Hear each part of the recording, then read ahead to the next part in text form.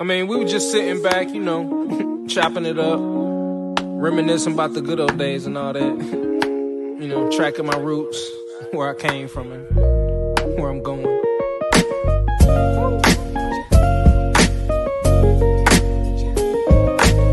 But like I say, man, always said it. It's not about the destination. No.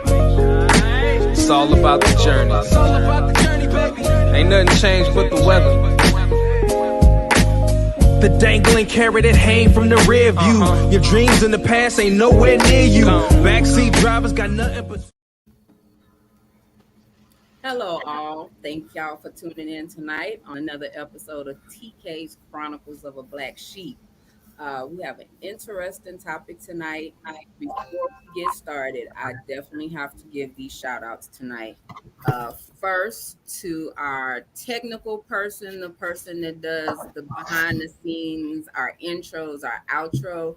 We want to extend a happy birthday to Morgan. His birthday is on Wednesday of this week.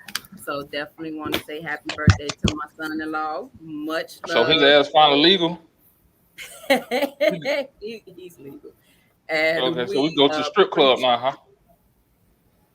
That ain't everybody's golden. Like, oh, Jesus. Anyway, thank you, Morgan. We appreciate you for everything you do, even down to the last minute stuff. So we appreciate you 110.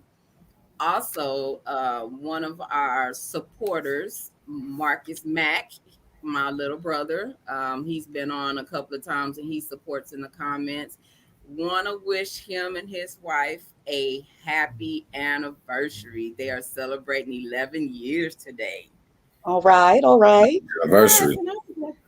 I was like, I just reminded me like 11 years ago I was pregnant. Whew, Jesus. Yeah. So, but definitely kudos, and we thank both of y'all for supporting always. So we'll go ahead and break into our intros. We got Stranger Danger in the house tonight. We got Aunt Dunaway. Hey guys, I'm back. That sounds. Yeah, I'm with it. Well, you said Stranger Danger, so I'm trying to fulfill the role. Well, you're doing a good job too. See, it sounds kind of creepy. Yeah, I picked that up from Dorio. I read his book. Mm-hmm. You read my book? How to Be Crazy in 30 days. Okay, let's go. Next. Y'all finna get started already. I need the pinks. DW, Lord Jesus. I guess. Wait, Paul, stop. Why I gotta be Lord Jesus after my name? Like, because you are already on one tonight. I don't know where you gonna go, but you already on one tonight. So me? He clutching pearls over there. Look at him. I know, right? For real? Not me. Okay, that's all right. Anyway, flabbergasted. Okay, sir. So our guest for tonight, we have Khadijah. Okay. We have Miss Erica. Hi, everyone. Happy to be here. Yeah. And we have Mano. Hola, what it do? I'm gonna have to pray. Pray what we praying for? It's gonna be interesting. Oh, so you gonna raise the eyebrows and take a sip, huh? I see it ain't just me then. It ain't just me. Okay. No. I see what it is. It's an interesting crowd. That's all I'm gonna say. That's all I'm gonna say. Are you ready? And you're interesting topic already and on something. So Look, nigga back there stretching her neck and stuff. Yeah, like get ready. in the ring. I know, like she ready to get in. What's your neck for? What's all that? Y'all ready? No, just playing. What's all the stretching your neck for? What you about to do? What you really about? First you had white stuff on your face. Now you stretching your neck. What going on? You know what? Talk to me, dog. Talk to me, dog. What's happening? And I was gonna be good today, but you see, he's gonna get shit started. So when I get riled up, you know why. Yes. Ooh, okay. That's what I'm talking about. All right, now. On that note, Oh, Also make the announcement because I do have the shirt on today. TK's Chronicles of a Black Sheep is now part of the National Podcast Association. ooh, there it is. Ooh, and there it Yeah, is. so that's what's up. So I can't do my happy dance till I might fall, so I'm gonna stay right here. Yeah. Stay in my chair.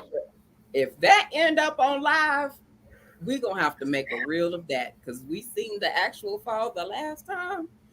Yeah, I know it Mm-hmm. took about 3 days for me to fall, but I feel. Mm-hmm. Yeah, so Yeah, you kind of I'm fall like still, Shaq. yeah, still I Oh trying know. to wow. figure how you missed the whole chair. Cause my chair got wheels, so like when I was trying to sit down, the chair was like sight and moved out the way. So you were trying to sit down, the chair tried to stand up. It didn't work out, huh? Nah, No, the chair was it like, didn't. nah, You bro, need to force not today. yours again. The They minute had an he thought earthquake in about Korea sitting that down, day he knew too. he was about to fall. Hmm. It was over. He said, Yeah, "Oh Lord." it was like we saw it, he felt it, and it was like slow And the fucked up motion. part about it, I tried to fight and try to hold on, try to keep my balance, and I was like, fuck it, I'm gonna just fall. Just let it But go. but Let it his go, And food dog. didn't hit everybody the felt ground. it. His food did not Mm-hmm. hit the ground. Hell no. Oh wow. He saved it. That's The right. drink in What, the plate. bro? He did. What you Yes, he mean? What did. you supposed to? That's shit. I'm an eater, dog. Hey, I don't waste food. Hey, We, every We day. we know. too old to be falling though, for real. I'll drop a baby before I drop my food. Oh wow. Note to self: don't give Duriel. I can say that out loud. Watch your babies. Don't let them hold your babies. Well, I Hey, know wait, who wait, don't wait. need to hold. No, well, don't let them hold the babies when there's food around. Exactly. There See, we see, go. another big Just man knows exactly what I'm priorities. talking about. Yeah. Priorities is I'm Or backwards. glad you yeah. don't have any grandbabies at this Huh? time. I'm glad you Mm-mm. don't have any grandbabies or little nieces and stuff at this time and nephews. Oh, nah, all them big. They big. They walking. He said they've been Yes. there I a might, long time ago, I might run their ass over though for some food. huh? Speaking of that, I'm gonna shoot that out there in the atmosphere since it's anniversary time for my brother and my sister-in-law, nephew. Don't be putting that on nobody. I can say you My gonna make son's 7. No, you gonna make the pastor cuss. You better my stop. my Nah, 4-year-old was giving no, me the food. because we touched and agreed on his Facebook post where he said they could go half on the Mac. So I second the half on the Mac. Like Okay. I'm Oh well, touching and shit. That's all right. agreeing. Hey, that's all So right. what's your favorite Duriel when two or more are gathered? Yes, preach it. Well, Yes, yours is 3 or hallelujah. 4. It ain't exactly 2. Your Bible different from. Never mind. Anyway, I got so mine. Hey, I got mine from the pawn shop. I hate him, I swear. Page is still turn, huh? Mm-hmm. You said the ink ain't smeared off. It's gonna work, huh? Well, the ink kind of smeared, so that's why I had to write some of the words in that I remember. Oh, yeah. So your Bible ain't the same then, huh? No. You got the revised New King James version. No. Hey, Duriel, it don't start with in the Duriel, beginning. Mine the say book of Eli. it He'll just remember happened. everything. This is how it happened. Oh, This is how it happened. you got the authentic African American Negro spiritual version, huh? Yeah. What happened was, Yeah. oop, my bad. all Mm. right. Well, Well, so tonight's episode is about colorism. Whew, us black people. What is it? What's colorism? Well, actually, I was gonna let you give that definition because No, this don't is. ask me. No, Oh please. yes. No. Oh yeah, because this is your topic, sir. Well, shit, I forgot what this colorism is. That's what I said. Don't ask. You gonna put me on the spot? All right. I am. Okay. I'm just joking. I'm joking. Jesus, calm down, breathe. Say what you no, I can't say it with your chest. All right, so Yo, check it's this out. So what colorism is? Colorism in layman's terms is this the paper bag test. How they used to do us back in slavery days. If your complexion was darker than the paper bag, you was outside. If it was lighter, you was inside. That's the layman's terms. Now, if we want to get into the technical terms, It is the discrimination against individuals in the same ethnicity group that has the discrimination against individuals in the same ethnicity group based on the color of their skin. Mm. So basically, So, light skin versus light skin, huh?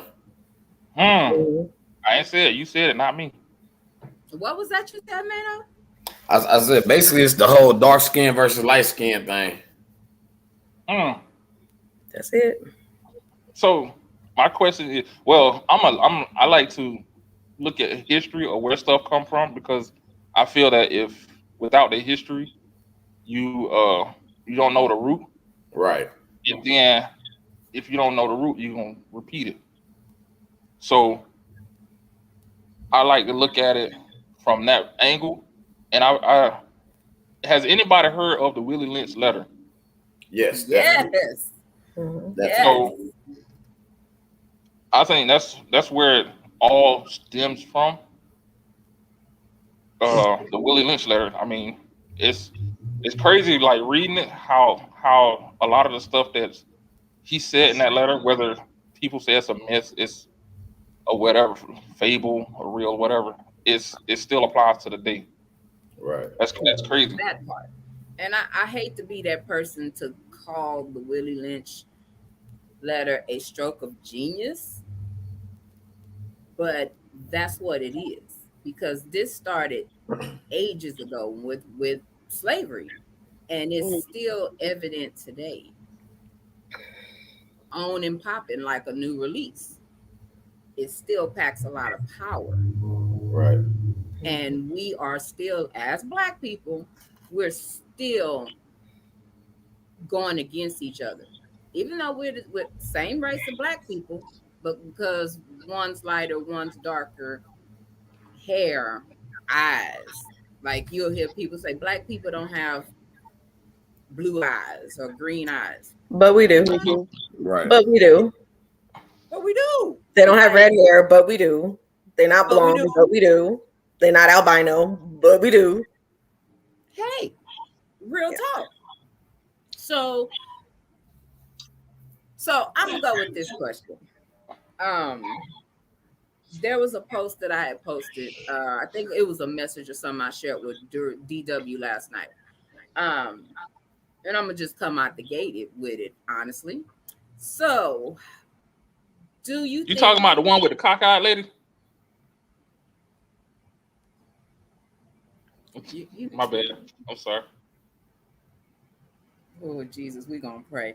So, starting this off, for women, do you believe that men play a part when it comes to colorism amongst women? Or is it they won't date? Erica, you on mute? Or do you feel like because they say they don't date dark skin, they don't date bright skin, or do you feel it's still preference? So is it colorism or is it preference? You talking to us or talking to the women?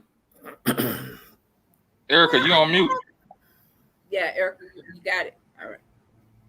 So for me, I personally believe it can be preference, but just a little. Most of that is what's been embedded in their head. It's been explained that the lighter, the better. The darkest, Mm, us dark girls means the hair gonna come out nappy. They have kids with us, it's the darker ones, as back in the slavery days, that they got the house niggas and you got the field women. We was the field, and the light skinned one, the fair skinned women were in the house. So, they're made to be the standard. So we have to straighten our hair and, put on a lot of makeup to make you lighter, or don't go outside, because you go outside, stay outside too long, you get too dark, and ain't no man gonna want no dark girl, no black girl, as they used to say. So for me, I think it's programming. They believe the lighter you are, the better you are. So I don't know. Now I'm gonna have to say now I think it might be intentional. So who knows? hmm. I think it's a combination, or it can be a combination. I think some of it's preference, You know, for guys that are brought up, if all you brought up around are people that look a certain way, that's probably the way you're going to lean. Some of it's preference. Some guys are like, well, I like light-skinned girls because we look good. Light-skinned dude like want a girl that looked like him. You know what I mean? And I think sometimes it's preference. It's just like, you know what? I haven't found, like the guys that'll say, I'm not saying that Lupita is not beautiful, but I've never known a girl that looked like Lupita. Right. You know, I think it depends. If you're saying across the board dark-skinned women are ugly, I don't find any dark-skinned women attractive. That's a problem. That's not preference. That's colorism. Racism. That's nasty. That's rude. That's ignorant. That's racism. That's ignorant. And the same for light skin. There's no good looking light. I mean, for me, anytime you exclude somebody based on either their height, their weight, their color, whatever it is, there's no good looking short women. There's no good looking heavy dudes. There's no good looking skinny. All skinny girls are ugly. Anytime you throw all into it, it's not a preference. It's a bias, and you need to check yourself because you're dead wrong. Check. That's just. It's just So, me. Looking at the comments already that are going off, Rodney, one of our big supporters, he said they have colorism here in Okinawa, Japan. Yeah, they got everywhere. They got it here in Korea too. Everywhere. It's everywhere. Yeah. It's not just in the Black community. It's everywhere. Every nationality will tell you that same thing. It's everywhere. Filipinos, when you see Filipinos on TV, they look like they could be Chinese, Japanese. They look like they're just Asian. You could tell there's Asian in them. But there are Filipinos darker than me. There's Filipinos Drell's color. No, it ain't. That's a lie. There are. I've seen them. Shut up. It runs the whole gamut. You don't know who was riding who back in the day. You don't. So you get the whole. You get the whole range. Well, we're gonna put one out there, huh? Go ahead then. I'm saying you can stand in front of me, Lily White, today. The white people are like, I'm defending my heritage and my bloodline. Bro, you got as much brown in your bloodline probably as I do. You don't know until you do the DNA test. You do not know. The only reason you super, super pale from up here is because y'all people move further away from the equator. You still a brother at the end of the day because it all started with us anyway. Hold on. Hold on. Stop the fight. Throw in the towel. Ding, ding, ding, ding, ding. Yeah. So, we got a comment that's in the group we got a comment. Damn it, I can't read today. Forgive me. It's I think what they show on TV has something to do with it. How many dark women do you see in music videos? So that media plays a role in it too? It perpetuates it. Yeah. Definitely. I mean, if you think about what's broadcast, what you see the most is kind of what's like in, what I've learned a lot is kind of that opposites attract thing. Because like in my family, I've got some very fair skinned people, and I have some people on the other end that are fairly dark. So like my father is light, he's bright. My mother is dark, and so most of the men that I know that are pretty fair skinned, they tend to gravitate and have a preference toward darker women. And then, the darker dudes tend to like the lighter women a lot of time in my experience. With me personally, when I was younger, I had a preference. As I've grown older, it's more of what's under the skin. It's not as superficial as it was when I was younger. Okay, that's honest. That also purity. Yeah. Well, see, because if you think about like, so I'm 37. So growing up in my era, right, we had, a lot of the Houston rap scene was really big, the Screwed Up Clique and all of that. So if you think back to, the mid to late 90s and early 2000s, most of what you were hearing them talking about in their freestyles is coming down with a bad yellow bop or a bad yellow bone or whatever the case was. So, you had that. And then you hear, one of the major guys that I can recall hearing that really started showing a lot of love to the dark skinned females was Twisted, when he was talking about pulling over chocolate fees and red bones.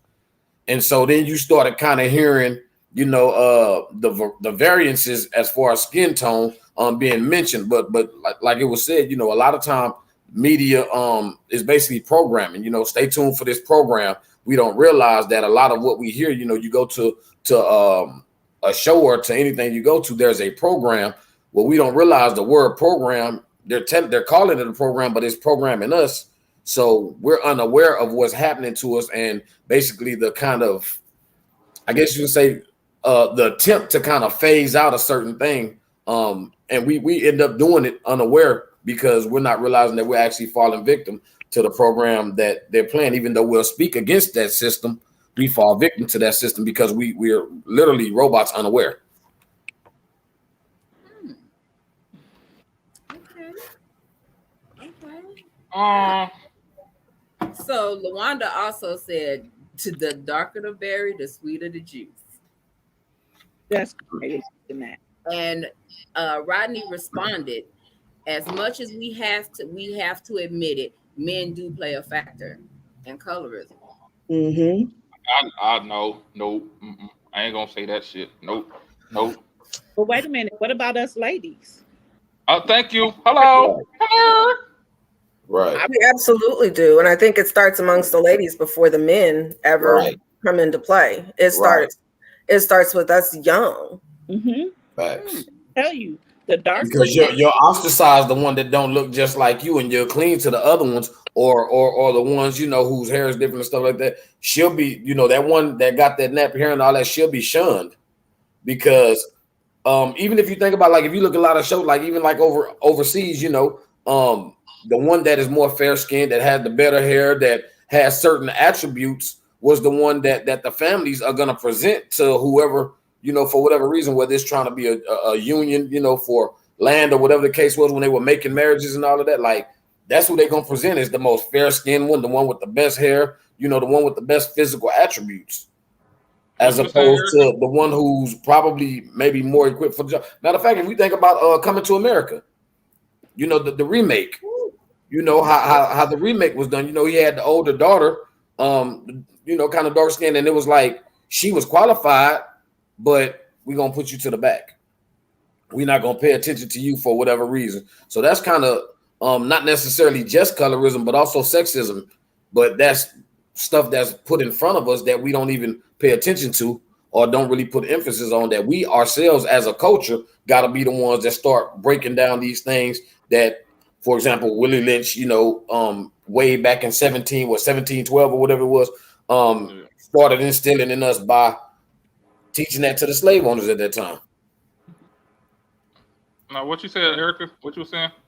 Staying with that same theme of movies. Now I see the colorism. They always thought, well, you marry the light skinned ones and you smash the dark ones. Dark skinned ones are unqualified. But if we look at history, there's a movie called Focus with Will Smith in it. And he tells you how they're con artists, and he tells you how things are placed in front of us and we're not even noticing it's going into our subconscious. Like you go past the billboard, you see the same number, you hear it, it's in music, it's in movies. Everything is telling us the lighter is better. And that's how we're subconsciously raised, and not knowing it and not paying attention to it, then we begin to act in that manner. Like light skin is better, or the fairer they are, the better they are. The softer their hair is, the better they are, the more qualified they are. Yeah. And you got to take into account too that all of that also leads back to colonization. Really, the fact that the European standard of beauty is the standard of beauty. So if European standards are what you aspire to, automatically the lighter skin, more fair skin, softer haired is going to be closer to that, just off top, just looking at it. You know what I mean? So if you're aspiring, you want to be as close to white as you can get for the power, for the privilege, not just about, oh, I'm better than the dark skinned girl, but oh, I'm trying to be Becky. I can't get to Becky if I'm down. You see what I'm saying? So like you'll not only compare yourself to the dark skinned women and belittle them and down them because you're trying. It's not like, oh, well, we're both black, I'm just a little bit lighter. No, it's I'm lighter, therefore I'm closer to the ideal, therefore I'm better than you. That reads something totally different than just looking across the board and going, oh, these are our differences. I think. Aunt, you had something you wanted to say? Yeah, I did have something to say, and I hear everybody. I respect what everybody has to say, and I just want to throw my little 2 cents. I feel us as a people, when I say people, I mean black people, we have set the standard as of what things should be. And when I say what things should be is, let's say, I can't remember off top the African woman that they took, moved her to Europe and used her as a sideshow. But she Oh was, yeah. Sarah. Yeah. huh? Her name was Sarah. Okay, thank you, Sarah. So they moved Sarah to Europe and used her as like the guidelines on a woman's bodily dimensions, and therefore brought about European women walking around with the Push-ups accentuated and all of that. waistlines, the artificial Same backside, shit they and doing everything. now with the waist trainers and shit. Yeah, Right. and all that stuff, right? And this is my realization of how I see everything. I perceive it to be. Um, for myself, growing up, I've always tended to my female friends were always dark skinned females. My first girlfriend, beautiful woman. Now she's a beautiful woman, but at the time, girl, dark skinned girl. And I've always been attracted to dark skinned women. And that's been with the exception of my kid's mom, who I married. But we have to remember, and we say what we our origins and what we're used to seeing and being susceptible to is that we set the standard, we set the tones for America. And if you don't know what I mean, I'm not for America, for the world. If you don't know what I mean, it's like, okay, let's say, and I'm going to use you, Taki, because it's your show. Your big lips ain't cute.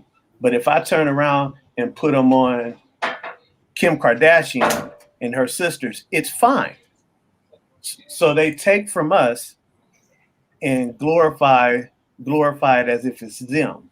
But we have to remember, y'all biting off of us. You taking from us. You're robbing our culture, our appropriation, everything that and doing it like, yeah, your Bantu knots or your hair is wrong, but we gonna call these not Farrah Fawcett. What's the other little white chick they always talking about? Um, she wore the braids in one of her movies back in the days. It was a big '70s hit, and Bo then Derek. yeah, Bo Derek. Now it's fine, and I think it's one of those things where like But I she was look built at like a man though. possibly she looked like you. That's bad, I but know with blonde hair.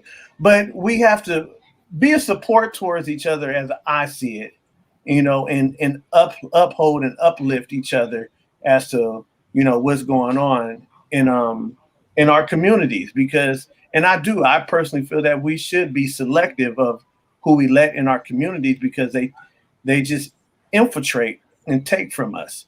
And then we're because of who we are, our nature as black people, we are welcoming. We provide refuge and sanctuary for folks. So hey, come on. But we forget. I think we forget that people should pay dues.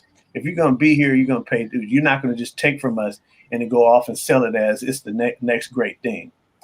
I'm done at that point. Okay, so I'm gonna take a break on that note. So I did used to get teased about my lips, but guess what? Now I they was love about to say. I was about to say that. So, cause like I I think did. we're getting too off topic and giving like saying we're doing this. So I got it. We've been taught this. We've been brainwashed. We've been this. We've been that. We've been okay. Now we know what the fuck is it. What's the fuck going on? We know there's such thing as colorism. We know that some of us don't like dark skinned men, and some of us hell it's jokes. They talk about each other. Oh, when somebody getting their emotion, he being light skinned right now. He being light skinned. Or when somebody act hard, that's dark skin issue. So if we acknowledging it by little shit like that,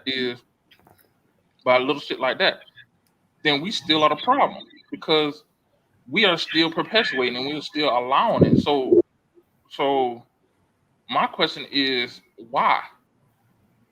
If we know it, because to me, I'm trying to wrap my head around it. If you know that's the fucking problem, if you know that's an issue and it bothers you, why the fuck do you still do it? It's just like knowing crack is addictive.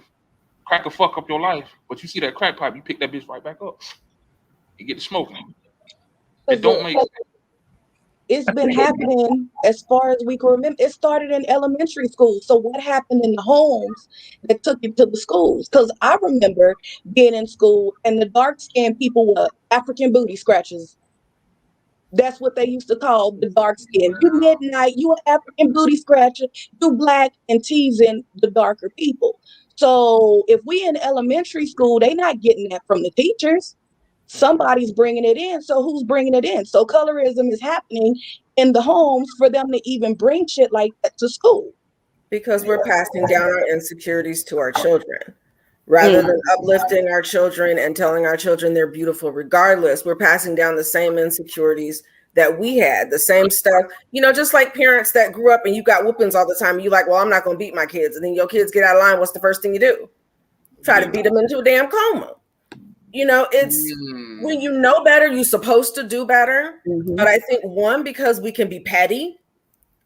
And two, when you're coming from a place of hurt, if the only thing I could say bad about you is that you dark skinned and I know that's going to make you upset and I know that's going to hurt you. As a child, that's what you're going to go for. And it's sad because now we've got adults that do the exact same thing. You grown. We're supposed to be able to have a conversation. Me and TK, me and Darrell should be able to disagree without me going, and that's why you black as shit. That's not a disagreement. That's petty. That's ugly. That's people that fight dirty. You go for the thing that's going to hurt the most or the cut that's going to go the deepest. If you want to have a conversation, about why we're not getting along or whatever, then you have to have a real honest conversation. And a lot of people, just to be honest, aren't about that. We are some superficial ass people. Yeah. And we're not pouring depth into our children. When my baby was little, I told her always, you're beautiful. Not because you're look at you with your light skin and your beautiful hair. No, you're beautiful because you're beautiful on the inside. You're beautiful because you think about other people. You're beautiful because you share your toys. These are the things that make you beautiful. It's not your physical attributes. But we want to give we feed into our kids. With the things we were insecure about, I was always a big girl. Always have been. It ain't gonna change short of surgery or starvation. And I'm not really thinking too much about it. Because I still look good. I'm saying. You know what I'm saying? But me and my little sister used to fight. My mom used to say, the only difference is you light bright. That's the only difference. You just lighter than her. But at the end of the day, any argument we got in, I was that fat bitch that wasn't her mom. Any argument, I promise you, I got in with that child from when she could talk to puberty. You just mad because you fat. Bitch, I'm not mad because I'm fat. I'm happy because I'm fat because I ate happily to get here. I'm not upset about that. But when you don't give your kids tools to have the hard conversation, it automatically goes to name calling. Well, you fat. Well, you light skin. Well, you dark skin. Well, that's why your mama black. So somebody children better. Them fighting words right there. Yeah. Somebody brought up a good point. So real quick, where is everybody located? What part of the country? I'm in Texas. Okay. Texas. Okay. Texas. Repping. Okay. Cali. Okay. I'm in Atlanta, Georgia. And I'm in North Carolina. Okay. So because somebody said that you only hear about that in the South and no other parts of the country. I disagree. Not sure. You definitely finna be talk shit about. Yeah, I disagree because I lived all over the place, like due to the military and just life. You could say I was a nomad. And I'm a military brat too. So yeah, and it's everywhere, like from Seattle, Washington, all the way to Miami, Florida. So that part I disagree about. It's only in the South. I think it's a mentality that started in the South but spread out. But my question was, to that note, is there a level or is there different types of colorism in different regions? I think it's all a perception on which you look at people. Like I deal with it all the time, which is I'm light skinned and I ain't got no hands. That's the main one I get because I can go anywhere, any part of this country. And my thing is when I travel I love to go ball. I love to go hoop. and people will try me. And then when I tell them I'm from California, I'm from Inglewood, then it's really a big thing. And look, I'm about to get this light skinned dude to business right here, and I'm actually being nice with my words. But they try me, and then until I'm put in a position to where I feel my back is up against the wall, they find out otherwise. And behind the scenes, T and I have had this talks where, it's like I can seem very angry once I get to that point, but me being my complexion and my skin color, that has a lot to do with it, because I have the soul of a fighter from my father, and I've gotten that. And so when I'm disrespected or I feel threatened by somebody, and just so happen those individuals are the complexion of Doriel, it's like, yo, like, you're no better than me, bro. You got to understand, if you put me in this position to where my back is against the wall, I have no other choice but to fight out of it. And what you get, that's your fault. And that's like in other podcasts we have had, I've always said we have to break that tension between us as brothers by being open and being transparent and being welcoming to each other.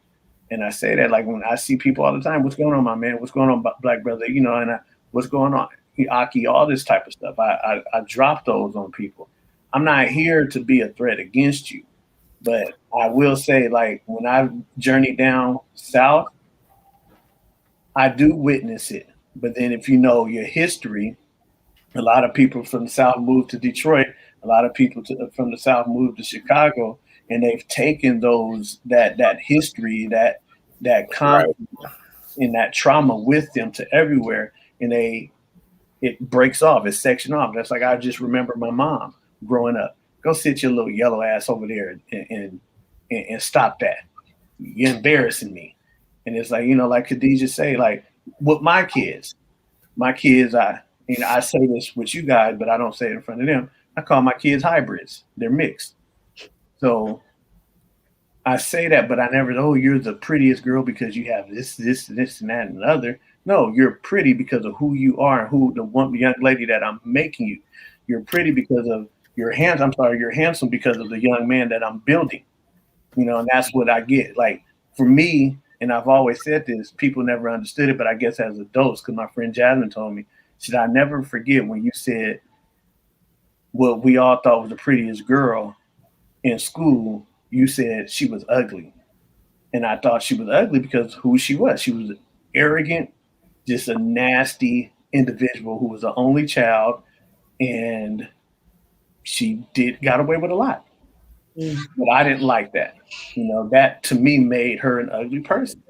But then also that's because how I was raised to be able to identify that stuff, which is I was raised by my grandmother, my great aunt, my mom, and my sister. So I knew what a woman looked like. I knew what a young lady looked like. I knew the inner workings of them. I know of. I don't know them, because that's a different podcast. But that's what I'm saying. Like, it starts knowing our history, knowing laws, and how that affects us and where we have gone, and how you said, Doriel said, like, yeah, it's in the South, but as we migrated to escape what we were going through, we took that in the caravan with us and didn't leave it where it was at. It depends on who you're hanging out with too, wherever you're at. You could be up north if you no longer have a group of black friends. Let's just be honest. You're not gonna hear it. It's not like your Latino or your Caucasian coworkers are gonna be like, "Damn, light skin." They don't. They don't differentiate like we do. That's not their lane. They don't. Right. Don't know anything about that. But like you said, when you go around brothers, they try you because you're light skinned. Right. Nobody else would know to do that. Nobody else would think to do that. It's up. That's truly, it's an our thing. So once you get out there and you're intermingled, and you got four white friends and your one black guy that you talk to on Thursdays and your little Puerto Rican partners you talk to on the weekends, you're not gonna see it. Well, see, I've also noticed it in other cultures though. Like like in Hispanic cultures, they do have a, I guess what you would call colorism. I don't think I've noticed it to the extreme as us as black people have, but like a lot of times in like Hispanic cultures, like they'll have the nickname Wedo, which is like, and we growing up, it's like, well, what does that mean? Why they call you that? Oh, well, it's because I'm light skinned, or what I'm saying. I've even seen them call some gringo, you know what I'm saying? And so they have it, and they'll do it, but I've never seen the teasing or the hazing and things that we've done to one another as bad. Now it could be, but because we haven't been raised in their homes and in their culture, we don't see it the way they do. But I mean, I'm pretty sure that probably every other culture on the planet can see the way we do one another. But I think that it's also because it's displayed on such a wide frame in the media. And yeah, I'm glad you hit on that there, because I was gonna say that. I think, like we keep saying, talking about everybody else. I understand that we have to be all inclusive. However, we're talking about what happens in our community with the people that look like us, dress like us, talk like us.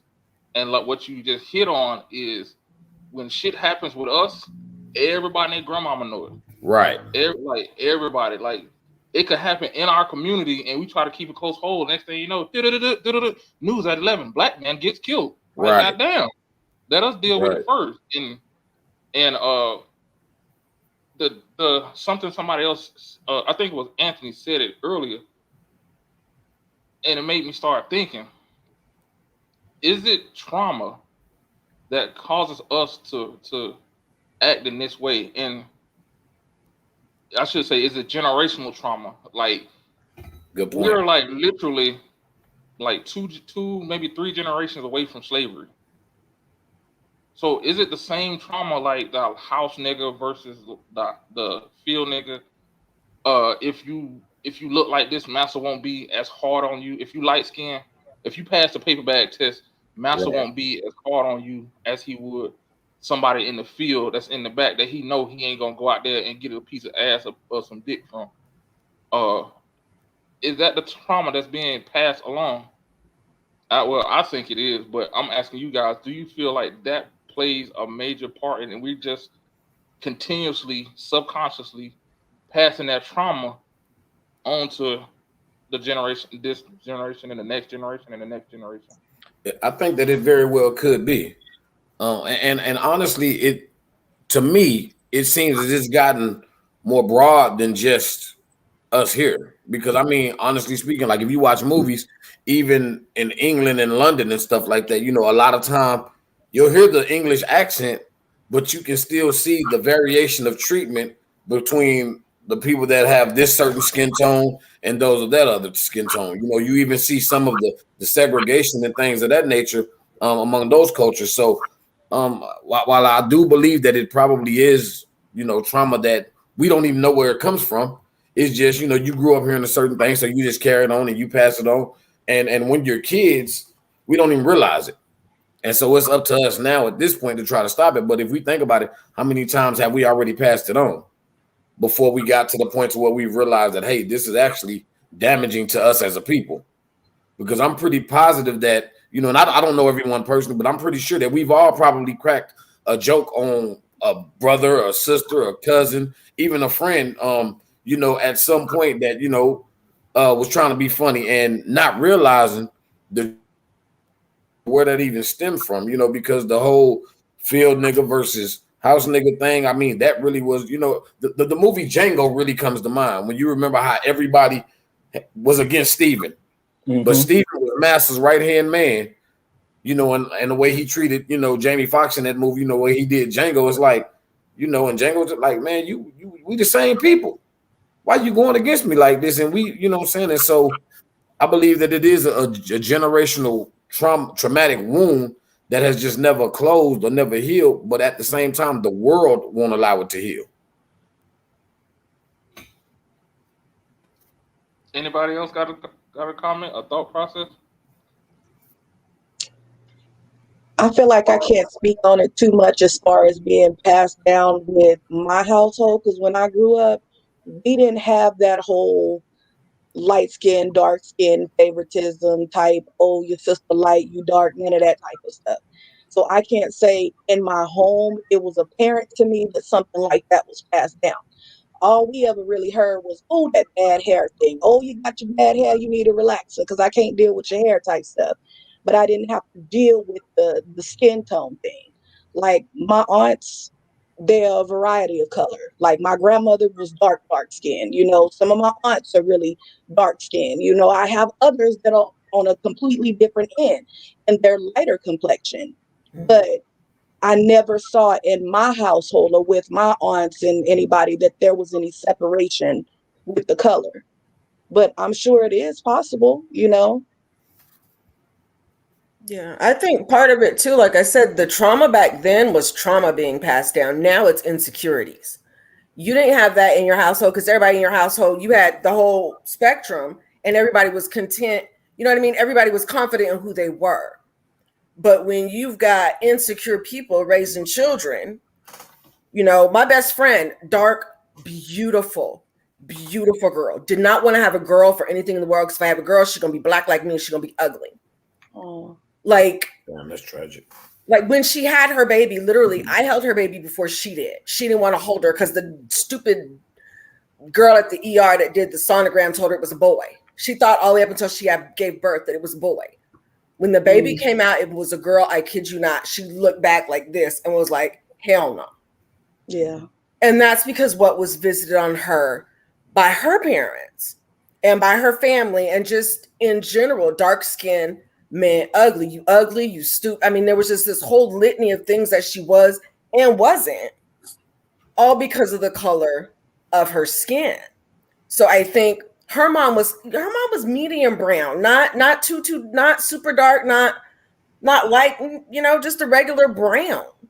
And her dad wasn't 2 shades lighter than she was, but they had it in their heads that that's not what you want. He worked for, I think, like some government agency or something. You don't get this smart. If you want to be smart, you want to get ahead, you need to be lighter. Don't nobody want to promote no dark-skinned women. And her mom had those same insecurities. She was a pharmacist. But you hear her talk about herself, you would swear she was dumb as a box. Well, I'm not that smart. You a whole pharmacist. I took pharmacology for 2 weeks and dropped smooth the hell out. There's too much math, there's too much measurements, and again, it's too much math. Pharmacology ain't no pump. I'm a pharmacy. But she had zero confidence. Yeah. And when you don't have confidence in yourself, you're either gonna build your child up to be what you're not, what you weren't, or you're gonna take the opposite of that, which I think a lot of people do, and you bring your child down to your lowest common denominator. I never got far in life because I'm not pretty. Now you not pretty. Now your baby ain't pretty. Now y'all both ugly together. What are y'all gonna do? You have to pour into your kids. You have to be the one that says, no, baby, you're not failing math because you're dark skinned. You're failing math because your mama sucks at math and I can't help you. You need a tutor. Mm-hmm. And then you work your way around it. But when you try to find, everything's got to, the reason why that little boy don't like you is because you dark skinned. You don't know. Did you ask him? Right. You make up these narratives. And I think some of the stuff we do to ourselves, self-esteem wise, just in general, not even taking color into account, is when somebody doesn't like you. I'm an overthinker. I will play out a whole scenario in my head. I know exactly what happened. I remember the day it happened. I know exactly why that hoe don't like me. You talk to her 20 years later, she's like, I always thought you didn't like me. Oh. Well, I guess I should stop talking bad about your whole family then, because I don't like none of them. So going into the comments, because we have quite a bit. Lawanda stated, we definitely have a problem. That's why you have Africans bleaching their skin, because people are always down talking dark women. Yeah. And I believe that because as you see, like we talked about, the fairer skin, the lighter skin is what's normally praised as beautiful. So when you look at something like you see a black woman, a dark-skinned black woman, even kind of medium brown to dark skin, it is looked at as ugly. It's not looked as beautiful. Yeah. And me having, like, even with my daughter, me and my daughter has had to go through the changes because over the years, because I'm lighter than what she is, they were like, that's not your mom. You're too dark for that to be your mom. That can't be your mom. Excuse me, And she's what? like, yeah, yes. She's like, yes, that's my mom. And they will come boldly ask me, is that your daughter? Yeah. Did you adopt her? No. Like, I gave birth to her. Then why is she so dark? Why is she Mm-hmm. minding your business? And it put like this stigma, like with her, to where she felt like because she was dark, she's like, who do I look like? Yeah. Because I'm darker than everybody. Everybody's light. And I'm like, well, you got uncles that are dark. Look at your papa. Your papa is a darker man. He's a very handsome man, very clean cut, neat dude. He's not ugly by far. You're not ugly. You're just a what shade or two darker than me. You look like your mother. You're Mm-hmm. beautiful. So it's hard when you have to fight society and Yes. try to uplift your child at the same time when society is like you're ugly, you're ugly, you're ugly, and just Yes. constantly on you, and you have your mother or other people in your family telling you no, you're beautiful. Mm-hmm. Like, don't believe the narrative. I'm one of those people. I don't think that light skinned people is beautiful, dark skinned people are beautiful. We're all beautiful. It's just Stop everybody lying. got. You had that damn Al B. Sure poster on your wall. Oh, but Mm-hmm. I liked the Al B. Sure because he was a handsome man. He was clean cut. Mm-hmm. Yeah, He's he like, had a yeah. unibrow like a mug, but he was very clean cut. I You Mm. had love Big you, Daddy Kane more than I loved Yes. Al B. Sure. I Yes. you don't had even Al B. in my Sure, dating Shalimar. life, Goddamn. even in my dating life now, I don't have a preference. I like them dark, medium, black. Like I've dated Mm-hmm. all. I don't stick to I only date bright skin or I only date dark skin. If you look good, you look good. If you catch my Hello. eye, you catch my eye. That's just what Yes. it is. So then it goes back to my initial question. If we know all of this, if everybody has their set preference, if everybody is so educated, so open, why are we still talking about dark versus light? Why? Because Even people like even it's even it's if the it's media, true. Some people just aren't there. You have to realize, like when they be hollering about the woke people, there are some people still ain't woke. Mm. Let, we ain't gonna let's talk let's about woke people. They need to go back to let's sleep. just be real. We're Some gonna people stop are using that still word. in that mindset. Some people are still in that mindset of light is right, dark is wrong. Mm. They're not what you would call woke. Yeah, you would think somebody is woke if they open their eyes and they looking, but because a lot of people, some stuff is taught in the home. It's like racism. Mm-hmm. A lot of stuff is taught in the home, like, Yes. and it just carries and carries and carries. All of it is taught in the home. That's where we learn Yeah. those things at. We don't learn business and credit and all of this in the home Ooh. later. Ooh. But what we do learn at home is light, Hmm. dark, But my Yes. question is, are we adding to it? Because a lot of people think light skin is weak and dark skin is, Ooh. you know what I'm saying? We add layers to it. Oh, Ooh, he role reverse. so you got the light skin, that mean they weak, they feelings. Oh, the Right. girls, the red girls, they got mental issues. But you see the black girl, you only think the black woman is strong because She got a strong back. when they hear the strong woman, think that somebody got the police coming. For real. Time to break out. Yeah, I was about to. I thought that was us. I was like, oh shit, we finna go to war. I'll talk Oh, y'all we later. flagged though. We flagged. We're in trouble. My bad. Okay. That was my other phone. It was my work phone. It was a Amber Alert or something. I got them off on my iPhone, but this phone they still on. We Oh, are. got you. Yeah. So in the comments, Monica actually stated, she said, California girl living in Texas. She said she had never heard of it was something that we talked about. She said she never heard growing up in San Diego, I guess with the colorism, Right. the division. She Yeah. said, but it was so aggravating to visit the South and have to deal with colorism.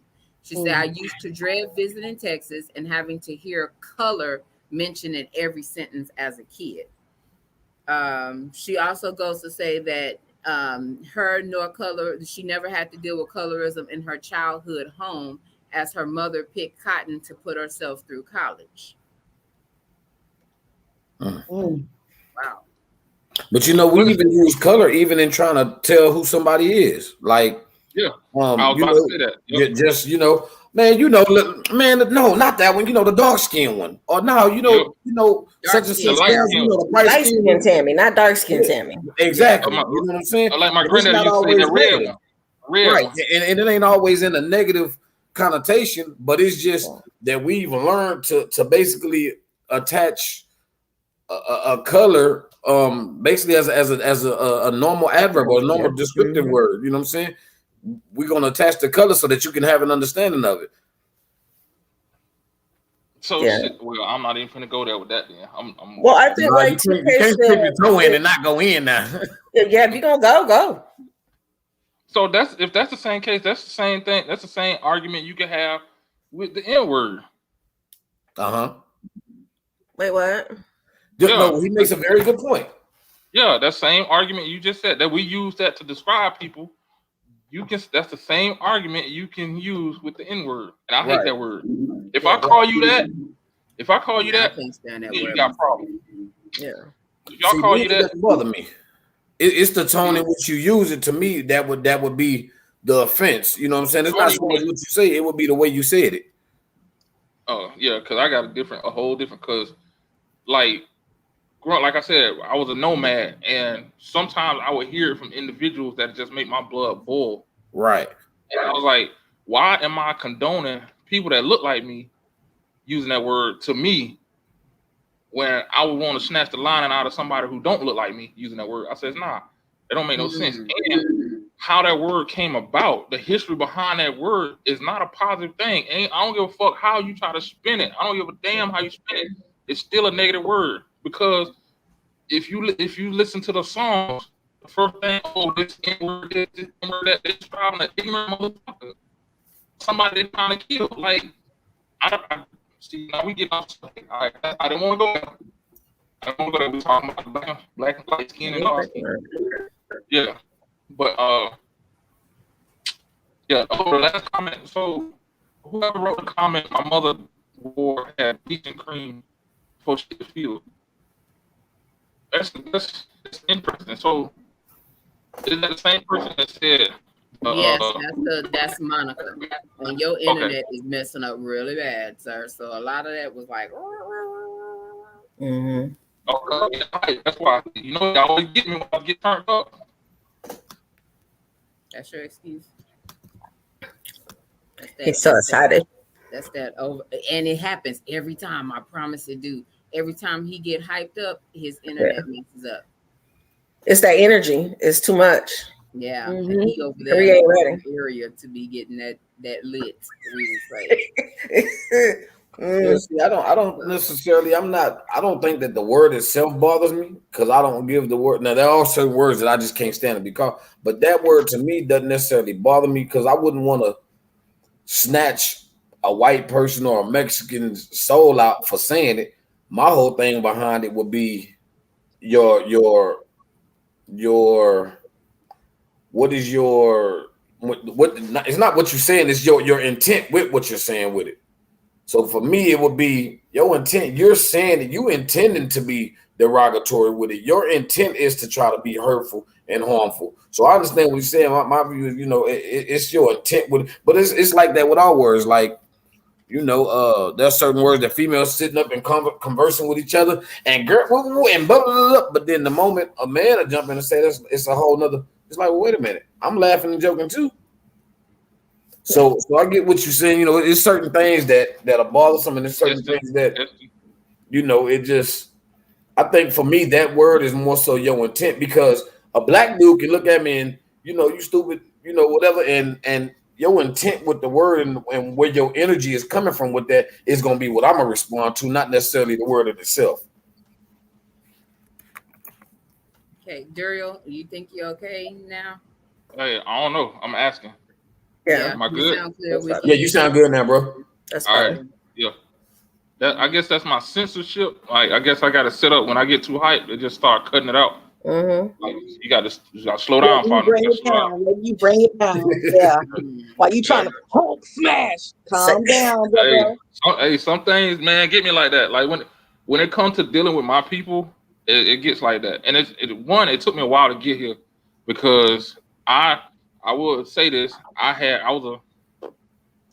colorism issues too. Yeah, you can say that.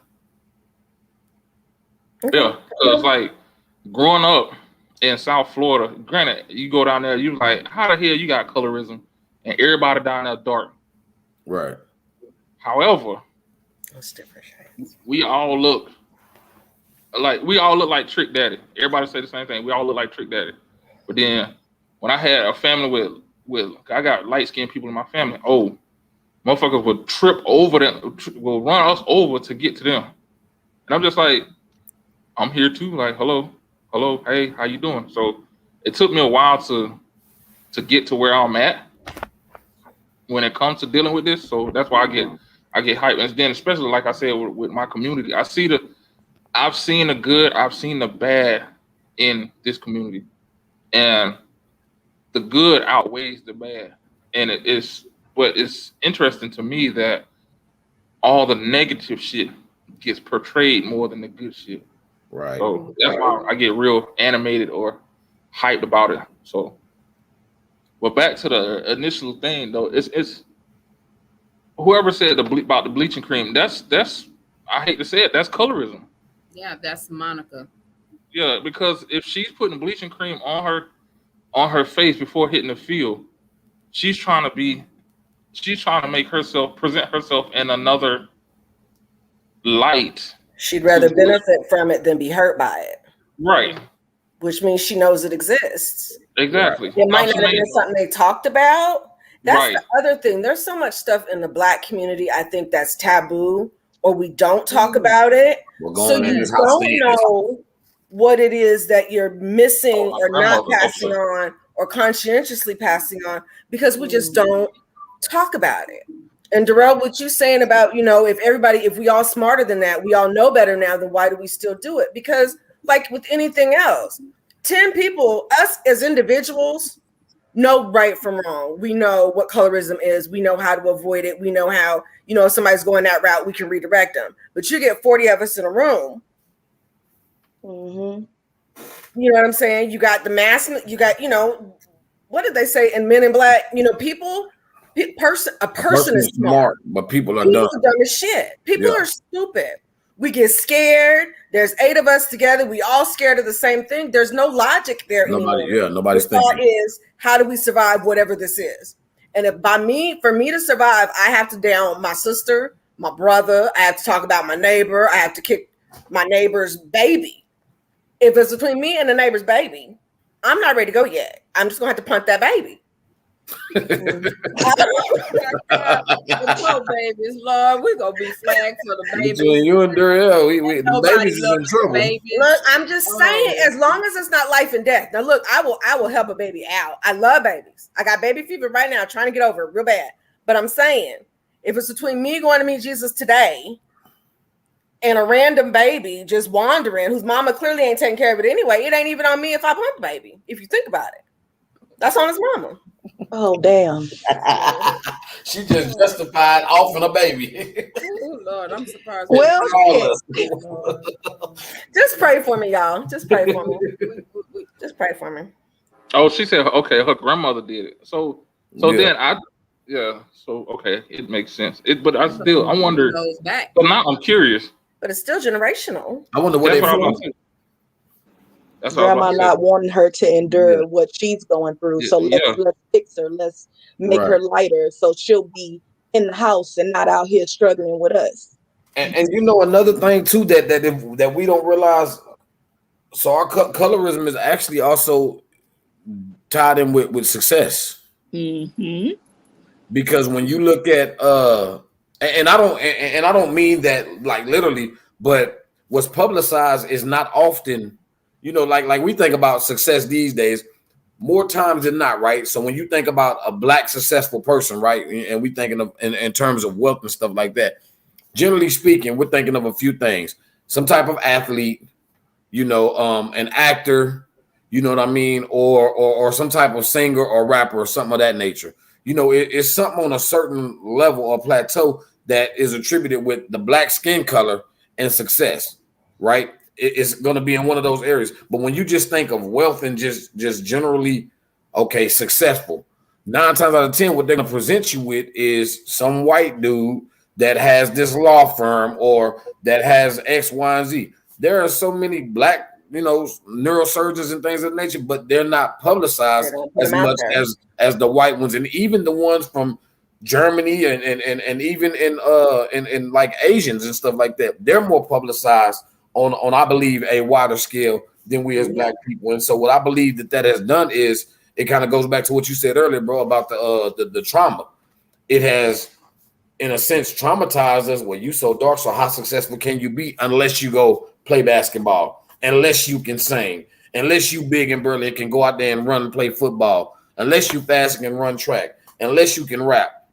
Outside of that, your skin color really is more so a strike against you now, based on the way that the world has taken the power of the black person and used it now as a weapon against. They've taken our power because we are the strongest on the planet. We actually have gotten this done, but they've taken our minds so long ago that they've taken us captive, and basically we allow it to continue happening.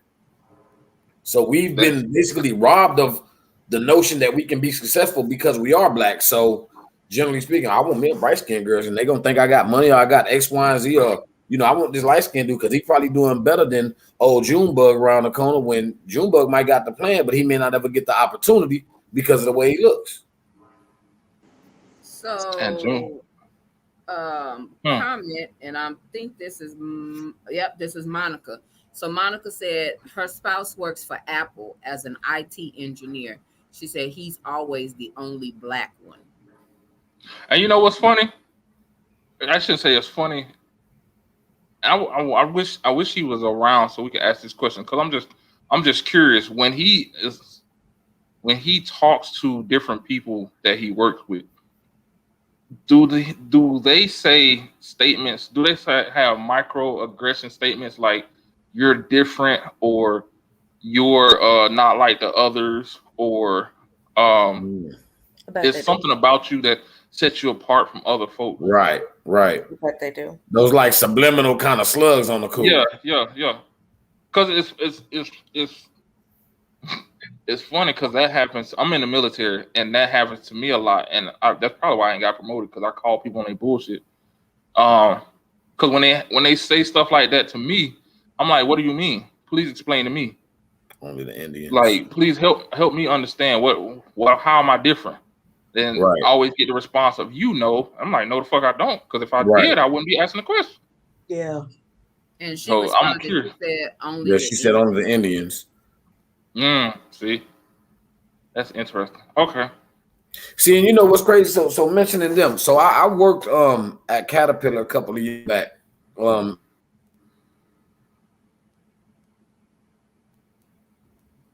his internet. Yeah, now he freezing. He's stuck. Oh, they coming for us. I told y'all, man. I'm serious. Y'all better get y'all concealed weapons license. Well, in Texas, apparently you don't need them anymore. Yeah. I have a question. Go ahead. So what? Go ahead.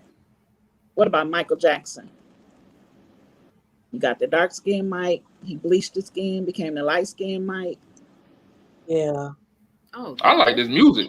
I ain't give a damn how he look. His music. But what about his something?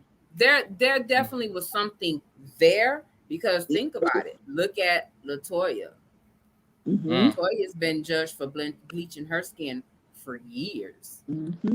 She don't look like nobody else. We know the things that Michael did. Michael stripped himself.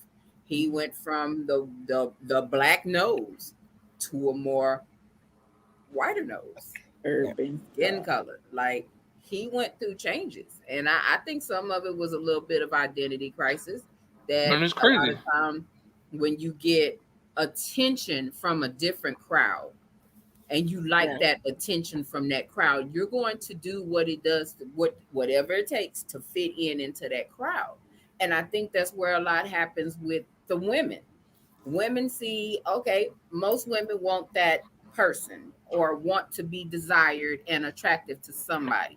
So when you see all this attention on this color, this type, now you have all these black women where butts is, most of us have always had butts. That's why they messed with Sarah so much, because that was like a deformity. Now it's like this big, literally, asset to have a big butt. So you have all these women getting these butt injections to attract these men, because they doing it for the men. It ain't about them. They're doing it to get attention from men, to be accepted, to be pulled into this circle, which they obviously was out of when they didn't have a butt, or when they didn't have big breasts, or when they wasn't more light skinned. And now everybody want to bleach their skin to fit into this circle, to be accepted and to be seen as attractive. Because and not even bleach. You got the other people trying to get tans.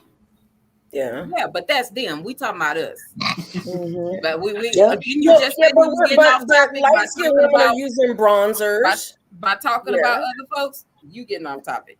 No, light skin black women. No, I was talking to Duriel. Like bronzers and whatnot.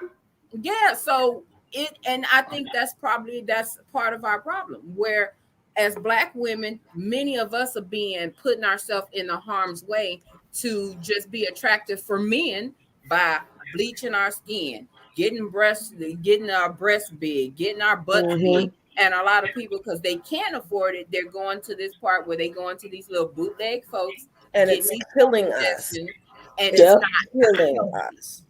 Like, that is the saddest thing to me. It is killing us. It is killing us by any means necessary. And I think, again, it comes back to, like I said, like now it's about insecurities.